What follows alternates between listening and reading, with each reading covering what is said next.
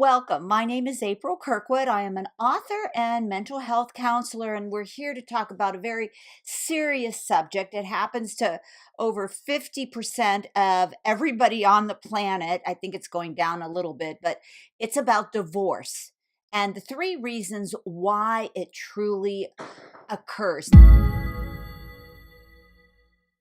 Now, we're going to think about the normal things that people come in and say to one another or say to their family or their friends. We grew apart.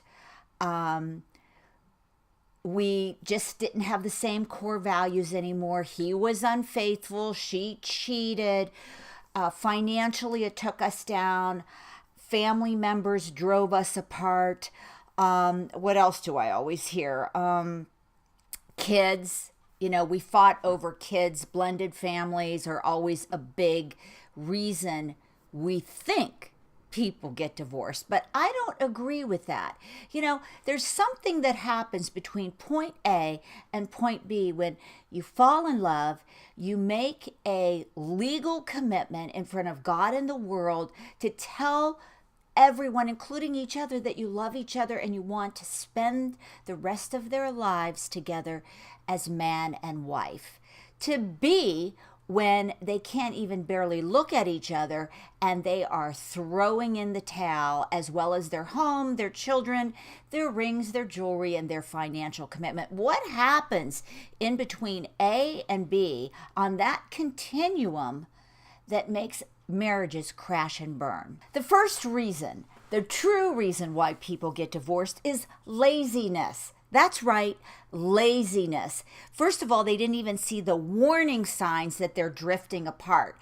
Second of all, marriage is not something outside of itself. It's not like buying a book and then you put it nicely on the shelf and you think the book will be okay. It is a living being commitment. It has its own spiritual life force in it. And what would you do if you had a car and you never put oil in it? You never put gas in it. You never checked the lights. You never got a license plate renewal. Eventually, your car would fall apart and be worthless. Laziness, ladies and gentlemen. Number one, see what's going on. Talk and listen. Talk and listen. Example, chatty girls like me. Honey, talk to me. I need to talk to you about this. Now, it may be silly to you. It may seem stupid. It may seem frivolous, but she wants to talk. Stop what you're doing and listen. Look at her and listen. Don't just think about what you're going to say in response to her. Okay, whether she's whining, complaining, has a problem she needs solved. Don't, just be present. Listen. Ladies, if he comes home and you're busy and he's had a rough day and he comes home and just wants to start spouting off, probably at a very inconvenient time, there is no inconvenient time for love. There is no inconvenient time for bonding and communicating and meshing and connecting. These are the things that keep a marriage together. I've seen many couples go through unfaithful experiences, losses, bankruptcy, addiction, and somehow they made it. Why? Because they weren't lazy. It's not a piece of property that when you get married, you can set it over there and go about your daily life. That's not the way it works. Number two, lack of communication. It seems silly, but you are not telling the truth. So now that you're listening and being able to become attuned, are you really going to say the truth? I'm feeling very isolated from you. You've got to be real. I'm feeling that we're drifting apart. You've got to put it out there, ladies and gentlemen. I know we don't want to, because we don't want to risk hurting our partner's feelings.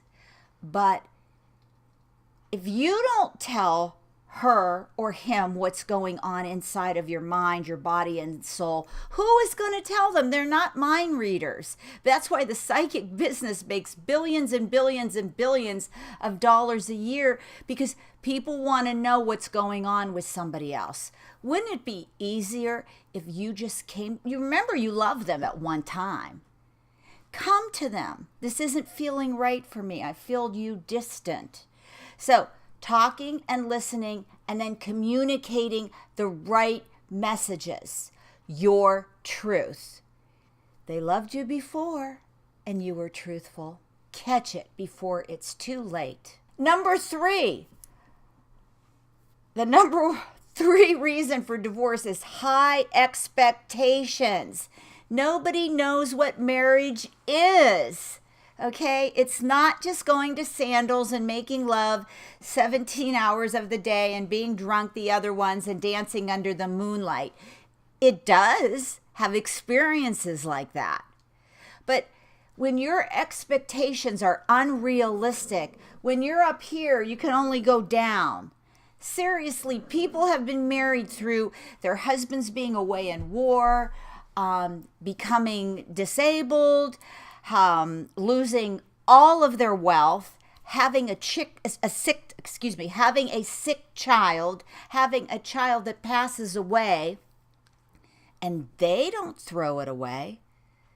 They seem to maintain everything they said to one another at the altar. What are your expectations? You know, statistically, women who have these big, huge weddings and the expensive wedding gowns have the highest expectations. I'm not saying don't have a beautiful wedding, because I love weddings. But that's not marriage. The wedding lasts 3 hours. It's not marriage.